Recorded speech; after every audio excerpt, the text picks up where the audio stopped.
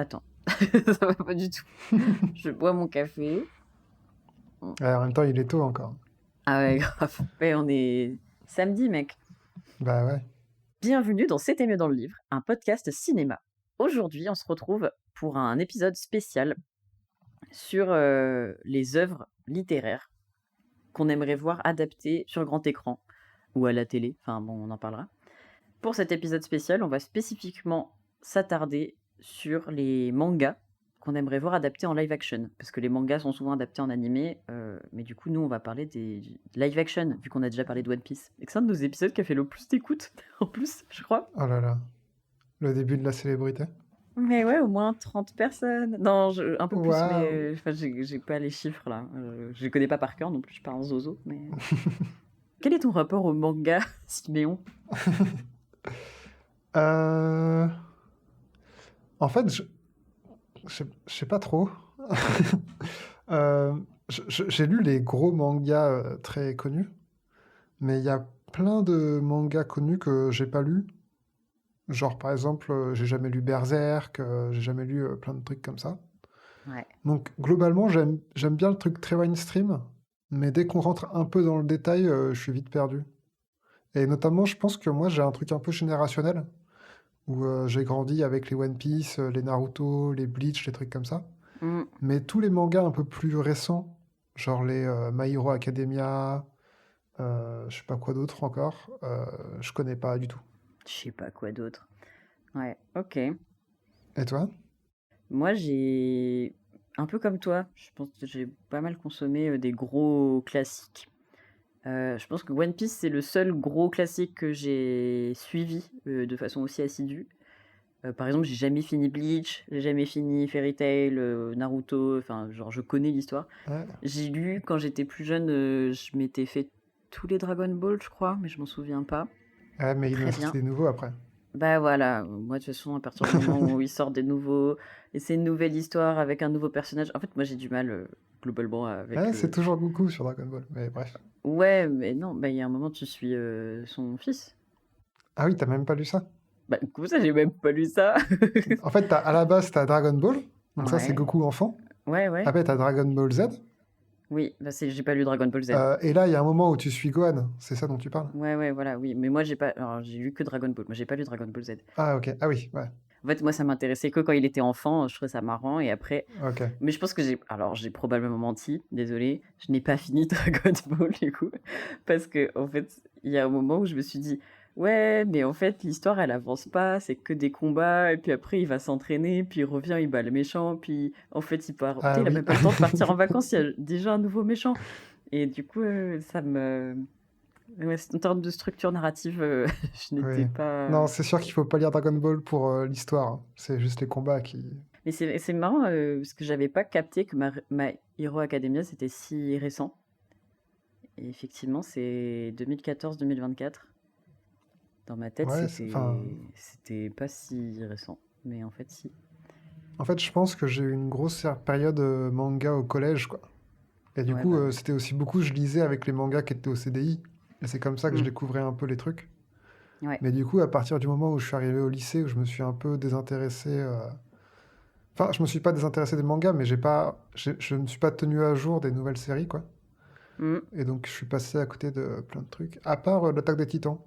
Ça, Ouais. j'ai bien suivi, j'ai bien kiffé. Et ça, bah, je suis en train de regarder les dates. Mais ça, c'est. Est-ce que c'est vraiment récent, l'attaque des Titans?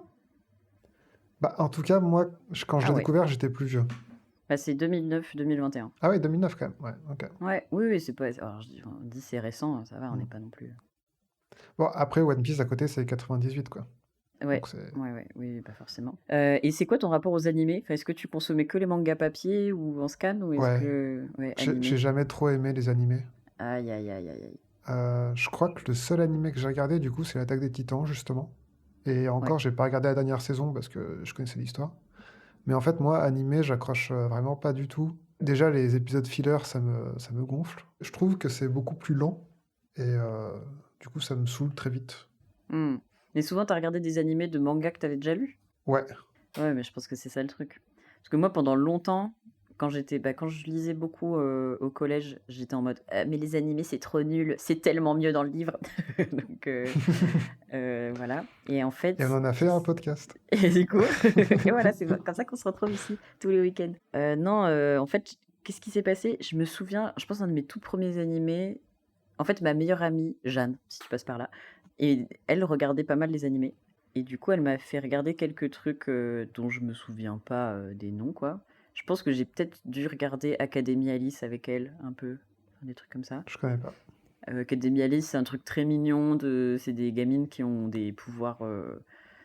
Enfin, c'est pas que des gamines, mais c'est des enfants qui ont des Ok. pouvoirs surnaturels et qui, du coup, vont dans une académie. Et c'est l'histoire d'une fille qui a l'air un peu de pas avoir de pouvoir et qui va suivre sa meilleure Ah amie oui, qui est partie dans ça cette me dit un académie-là. truc. Et voilà. Et c'est mais adorable. Enfin voilà. Enfin, j'ai vu pas mal de trucs un peu classiques pour l'époque. Pandora Hearts, par exemple, pour celles et ceux qui connaissent. Mais bon, globalement, j'avais quand même ce truc de ouais, les mangas papier, c'est quand même c'est le vrai truc.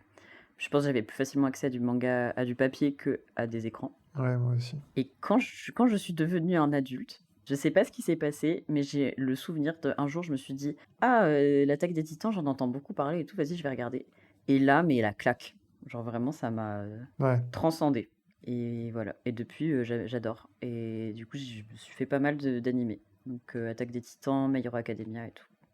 En fait, les plus ok. récents, je les ai vus en animé, je les ai pas lus, par exemple. Tu vois. Mais après, je sais pas à quel... Enfin, peut-être je vais dire des grosses bêtises, parce que moi, en fait, les deux seuls animés où vraiment j'ai un peu essayé de m'accrocher et de regarder, je suis en train de me dire que c'est du coup l'Attaque des Titans Mhm. et Naruto.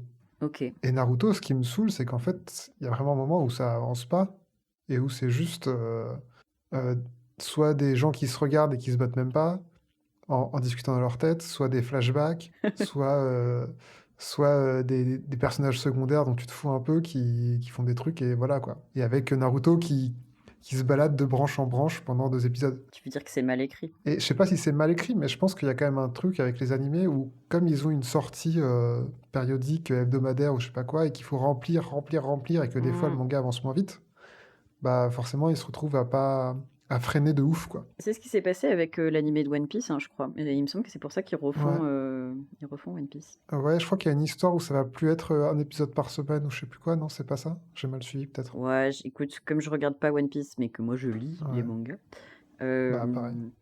euh, ouais, j'ai pas suivi, mais il me semble que l'animé en fait a commencé assez vite pendant la sortie, Mm. pendant que ça sortait au fur et à mesure. Et du coup, bah, l'animé allait plus vite que le manga, donc il me semble que là il y a vachement plus d'épisodes filler, un peu boring, et aussi le style d'animation est waouh, Ouais, des fois ça fait un peu mal. c'est vieux, hein.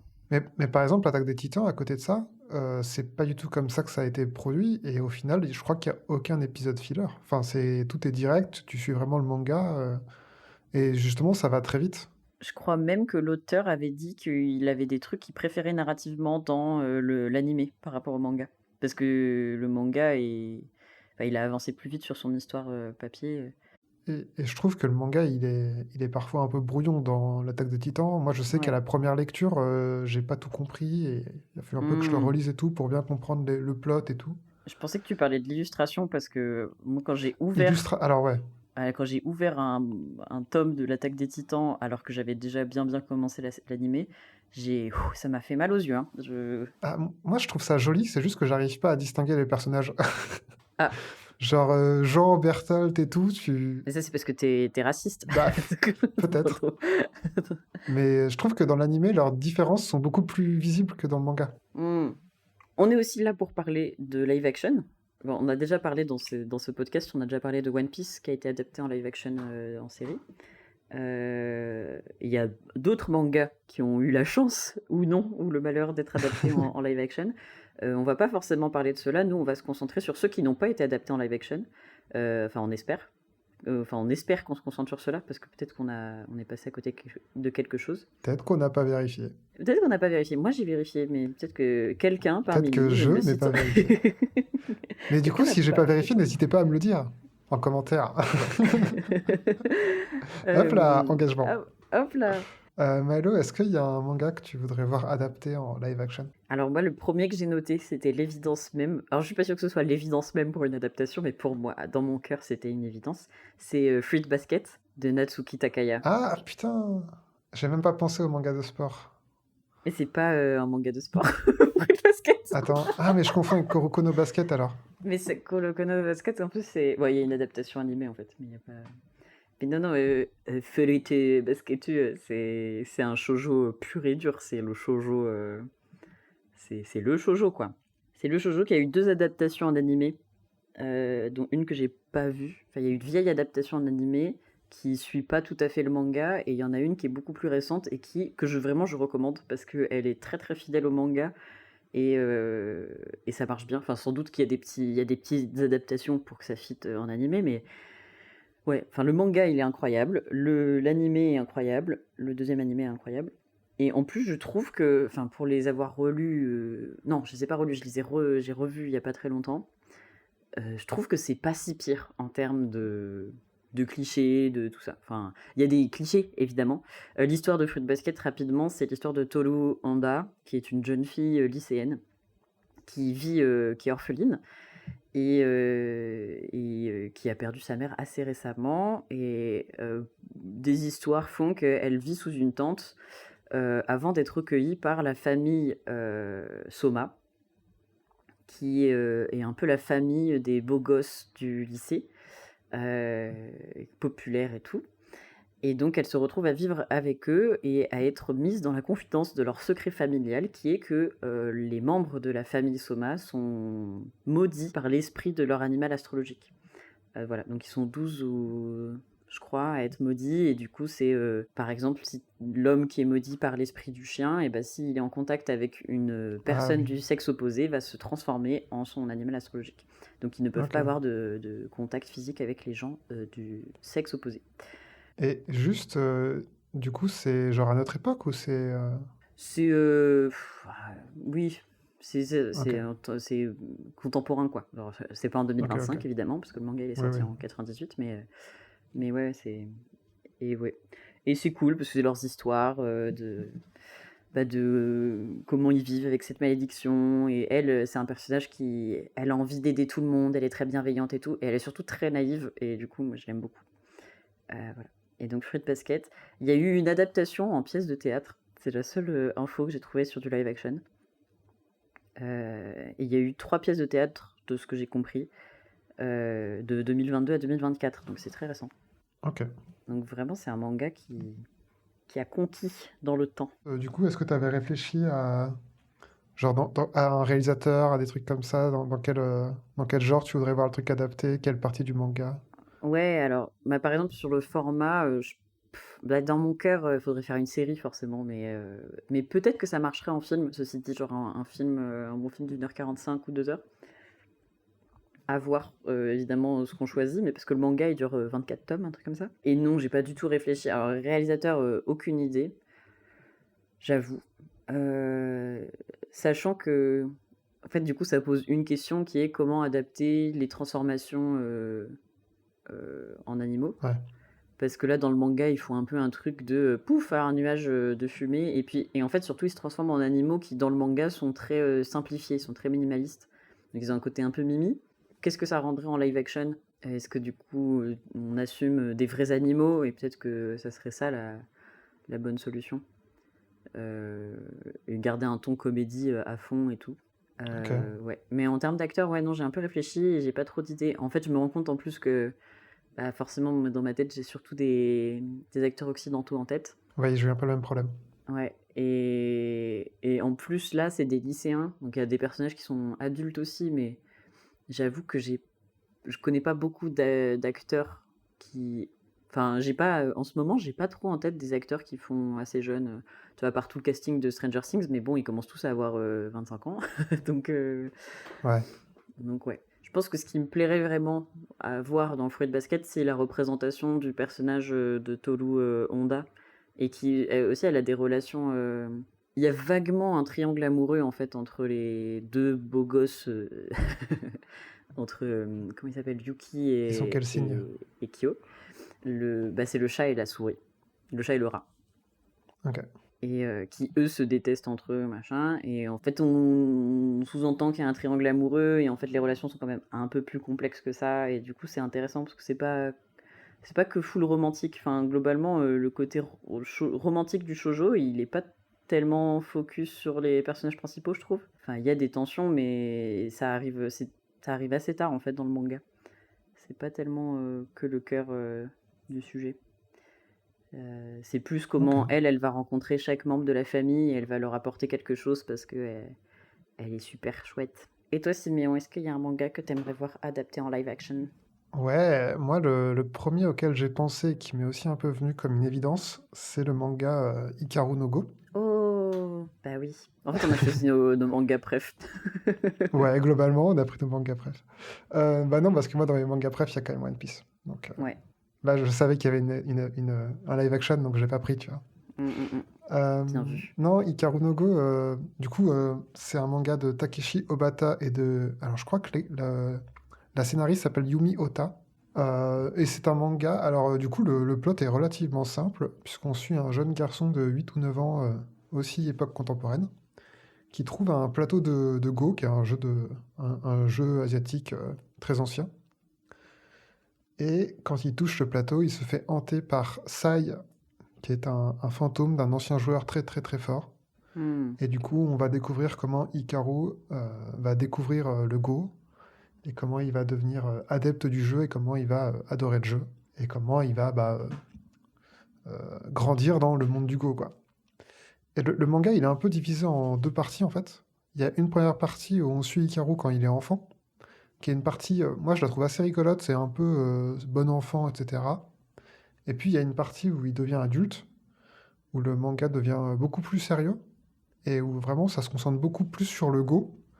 Et alors moi j'adore le jeu de Go, donc ça tombe bien, j'adore les deux parties. Mais moi j'avais envie un peu de voir une adaptation de la première partie, en fait. Mm. Et je sais pas si t'as vu le film Jojo Rabbit. Non. Ah si, si, si, si, ok. Parce que en fait, on a eu une suggestion sur Jojo Bizarre Adventure et du coup, j'étais sur un autre type de Jojo. Mais Alors, Jojo Rabbit, c'est un film de Taika Waititi. Et du coup, dans Jojo Rabbit, en effet, on suit un jeune enfant qui a un ami imaginaire qui est Adolf Hitler. Parce que ça se passe pendant l'Allemagne nazie. Et en fait, j'aurais trop aimé avoir un peu la même logique. Genre, l'enfant qui découvre le monde avec son ami imaginaire, mm, mais dans Hikaru no Go. ouais. Et du coup, un truc un peu comme ça, où en fait, il n'y a que Hikaru qui voit Sai, mais Sai nous paraît tout à fait humain, et voilà. Mm, Et moi, je t'ai imaginé ça, une adaptation un peu en série. Et dans ma tête, ça serait un peu une série, genre les séries qu'on regardait quand on était enfant, les dessins animés du matin, tu vois. Un peu genre le Pokémon, tu vois, où genre tous les épisodes ne se suivent pas.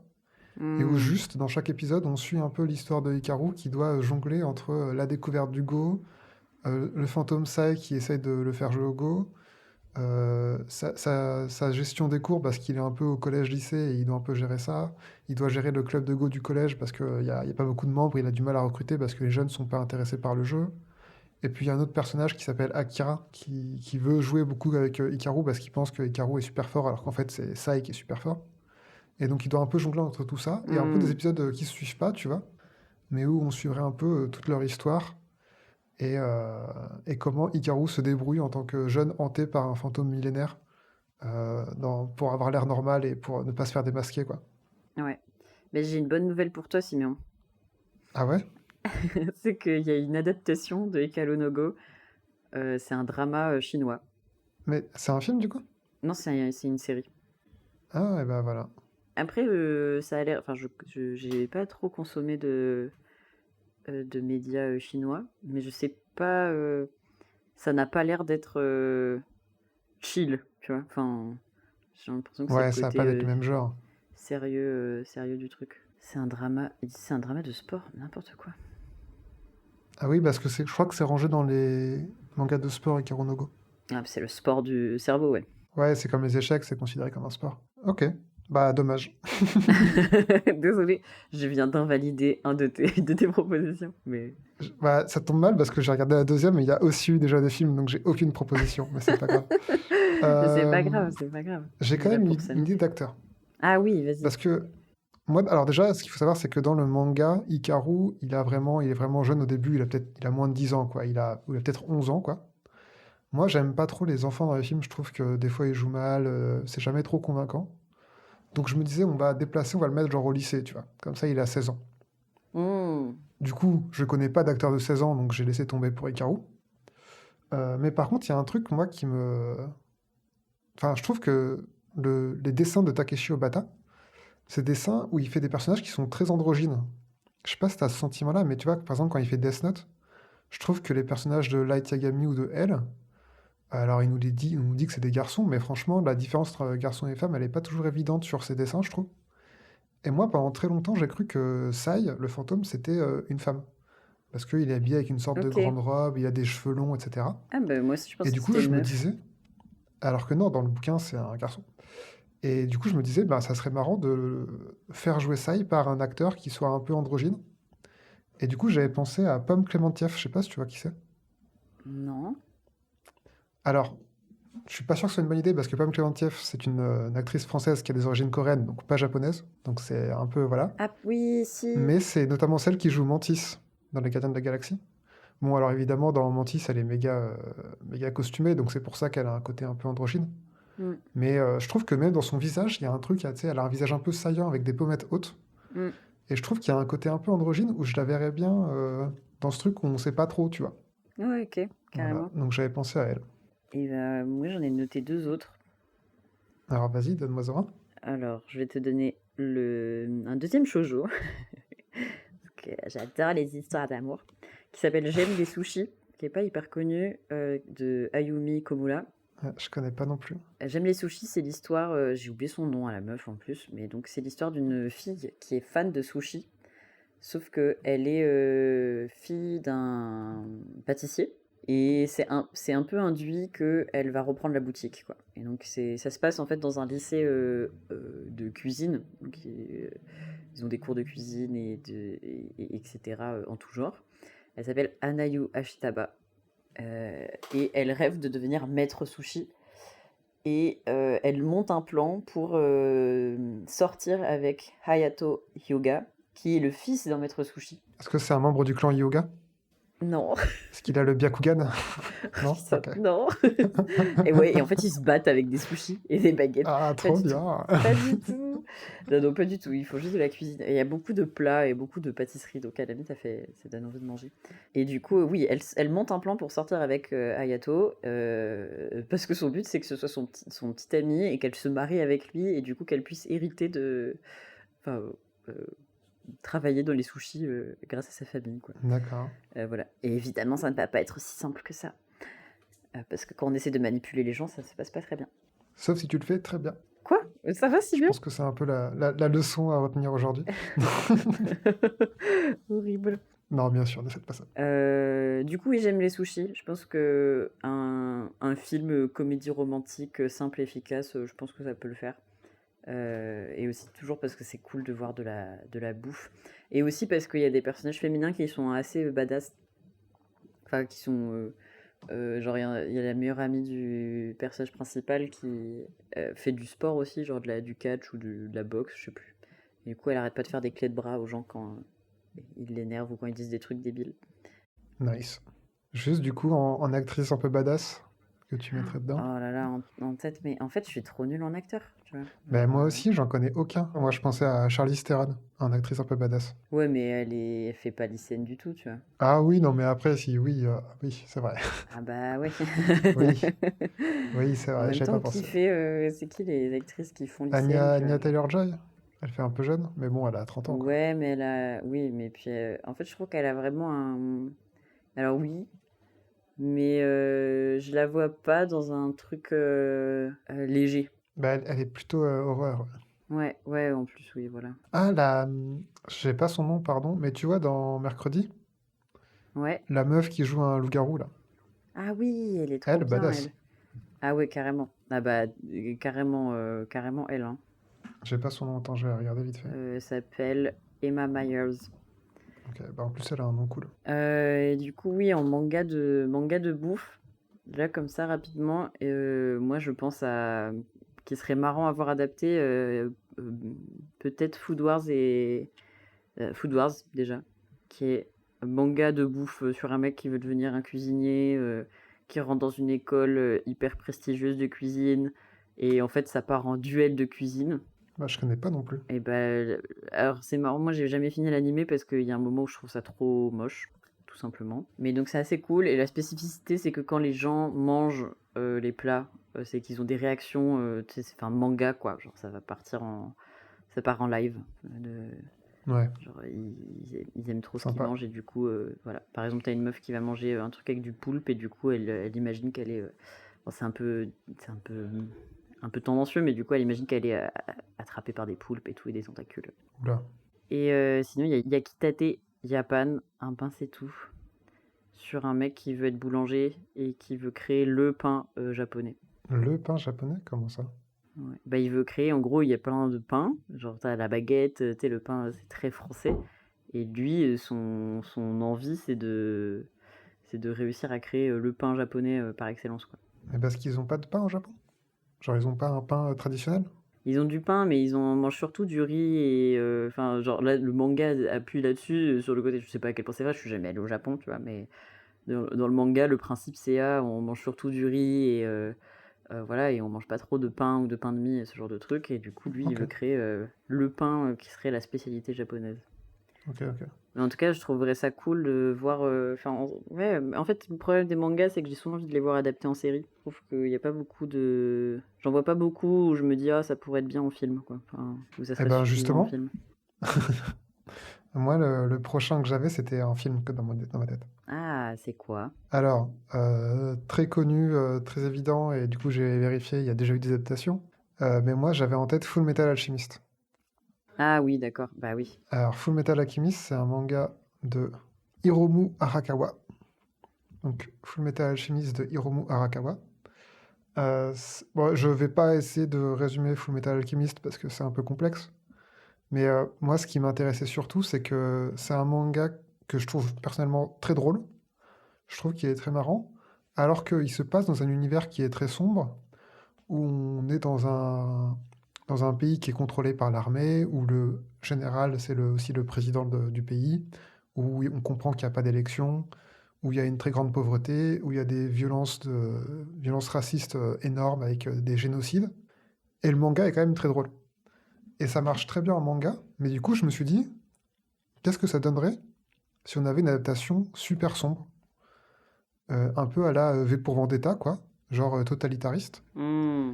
Et moi, j'avais en tête un truc un peu d'espoir, où tu suis un personnage, tu vas le suivre dans sa découverte du pays, où il va découvrir toutes les difficultés qui ont été posées, tu vois, la grande pauvreté, la corruption, les inégalités de richesse, les inégalités raciales avec le génocide notamment d'un peuple qui s'appelle les Ishbal, etc. Et qui, à la fin, à chaque fois qu'il va quelque part, il rencontre des nouveaux amis. Et à la fin, ils se rassemblent tous, et le film se finit un peu au moment où ils vont commencer à faire la révolution. Un truc un peu Star Wars, tu vois, genre sur le côté rebelle.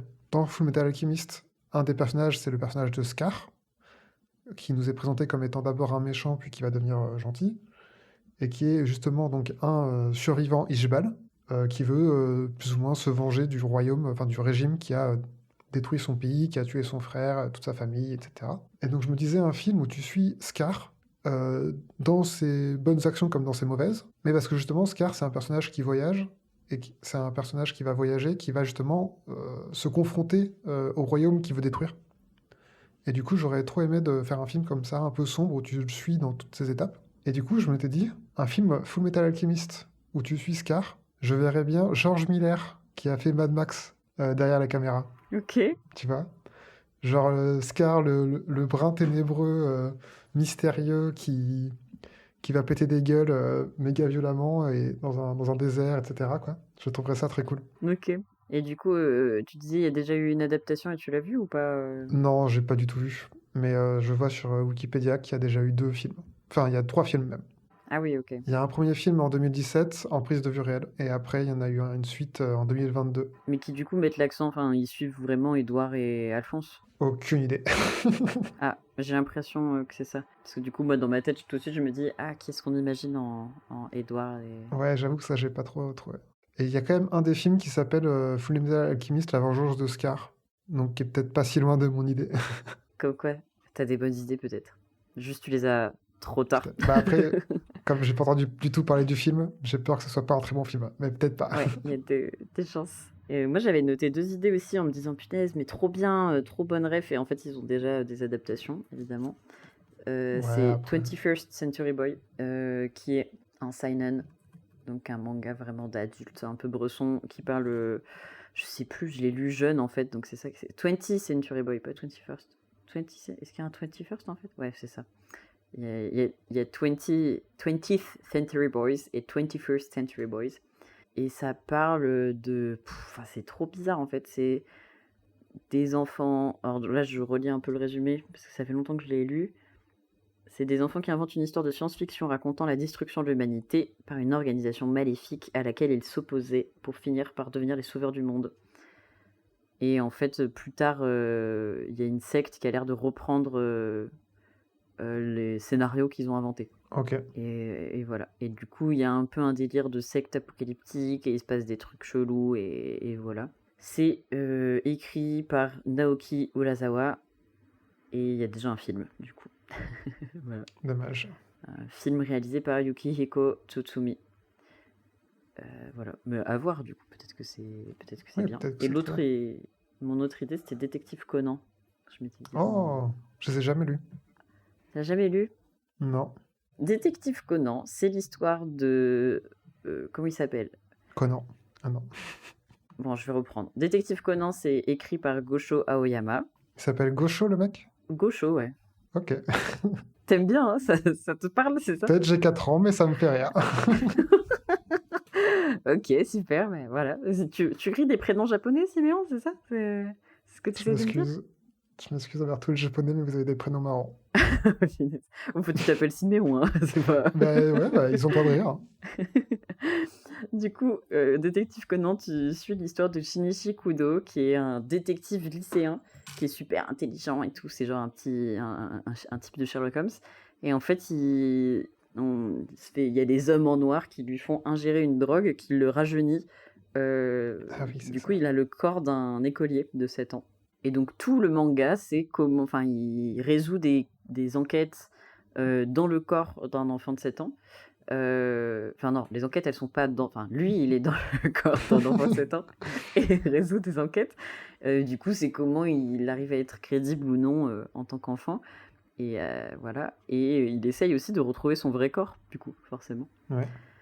Maintenant qu'on y repense, le pitch est un peu débile parce que si moi j'ai une drogue qui permet de rajeunir, je te la donne pas à un détective, je l'utilise pour les vieux qui veulent vivre éternellement, quoi.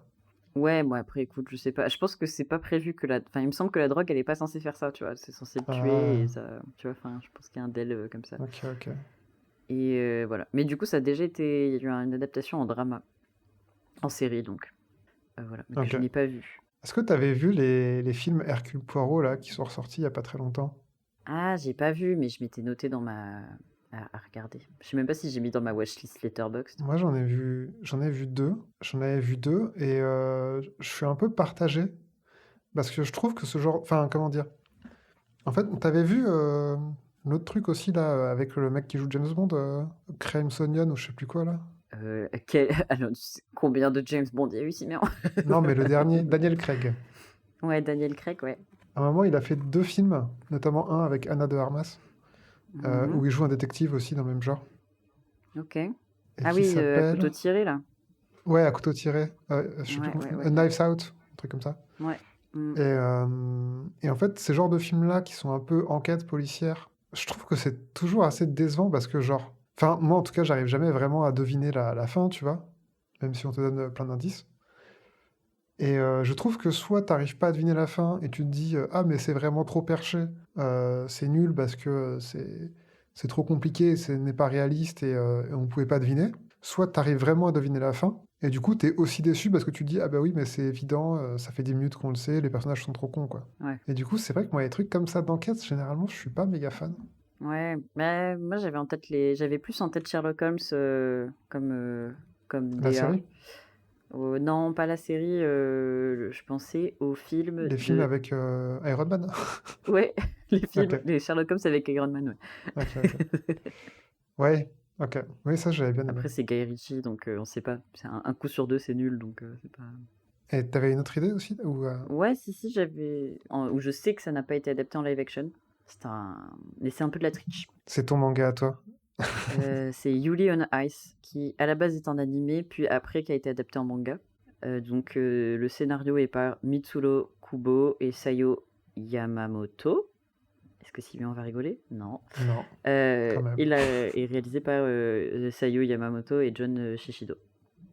Et donc Yuri on Ice, c'est l'histoire de Yuri, qui est un patineur sur glace, patineur artistique, qui a raté un concours de patins à glace, et c'est comment il va renfiler les patins, et etc. etc. Et l'animé est vraiment chouette et très joli. C'est très intéressant sur le côté univers du patinage artistique. Et en fait, ce qui est intéressant, c'est que du coup, souvent sur une saison de compétition de patins à glace, en fait, les patineurs, ils ont leur chorégraphie, ils ont leur programme qui est déjà calé, et en fait, ils vont refaire le programme en boucle dans la saison.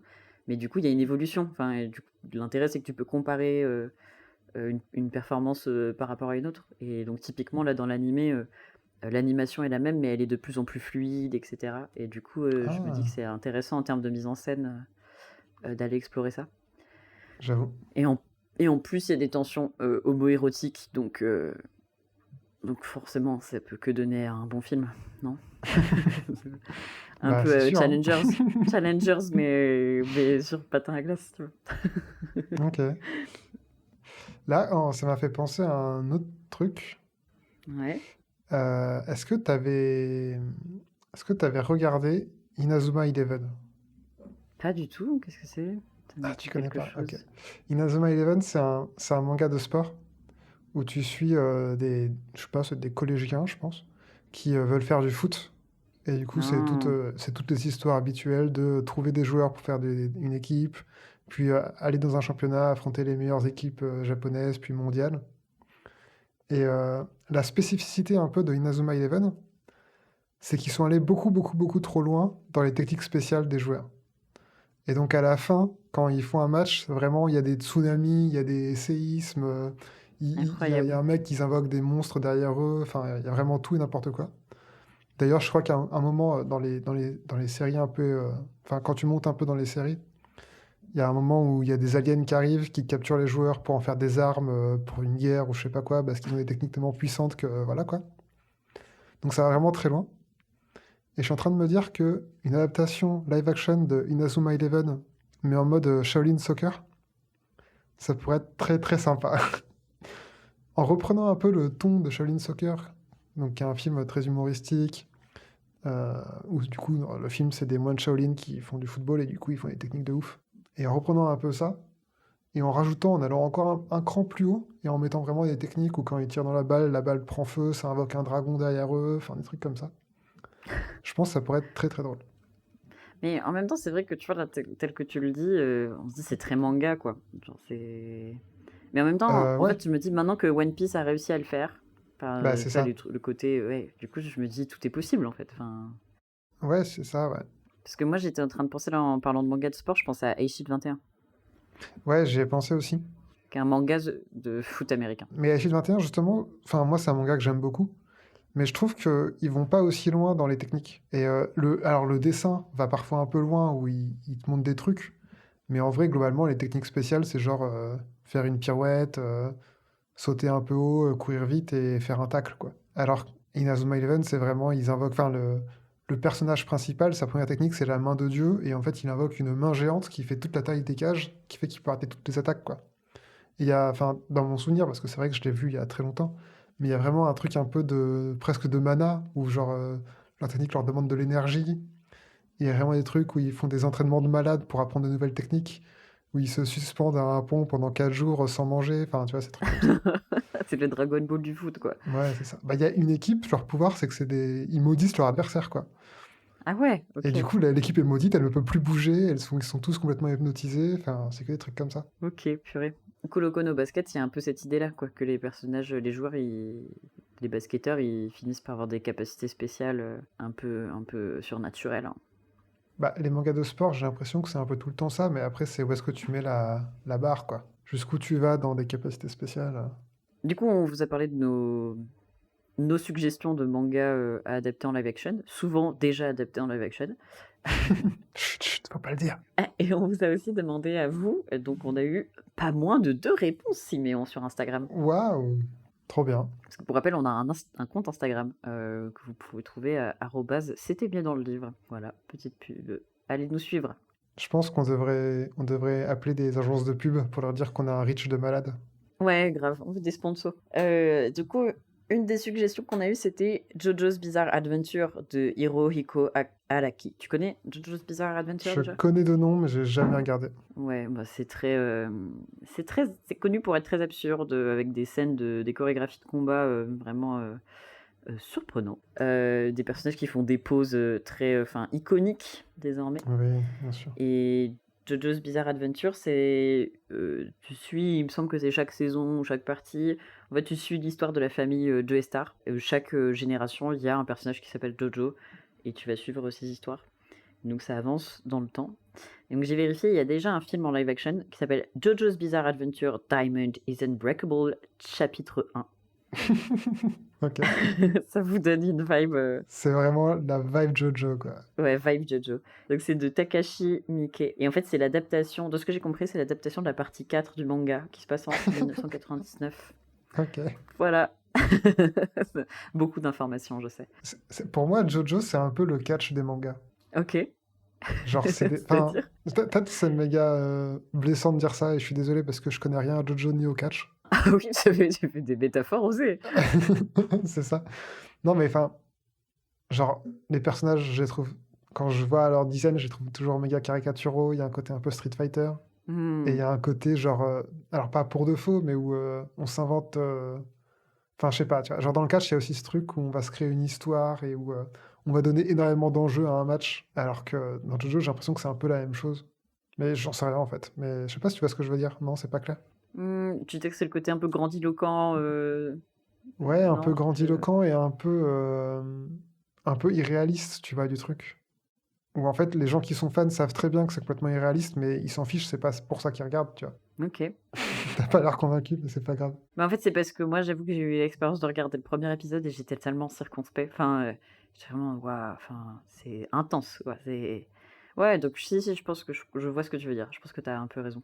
Peut-être que je vais lui redonner une chance un jour, hein, mais... on a eu une deuxième suggestion qui est Elfenlied de Lin Okamoto. Est-ce que tu connais Elfenlied? Je ne connais pas Elfenlied. Est-ce que c'est un osekai? C'est quoi un osekai? Je suis pas un vrai otaku.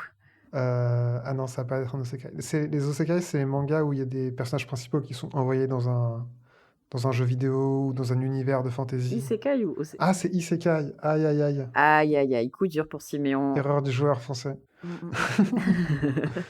C'est Isekai, pardon. Non, ça a pas l'air d'être ça. Moi, de ce que j'ai vu, alors je connaissais de nom, mais j'ai jamais regardé. Le pitch de base, c'est Lucie, qui est une jeune fille qui s'enfuit d'un laboratoire de recherche. Et globalement, elle a l'air d'avoir des pouvoirs surnaturels, un peu spéciaux et tout.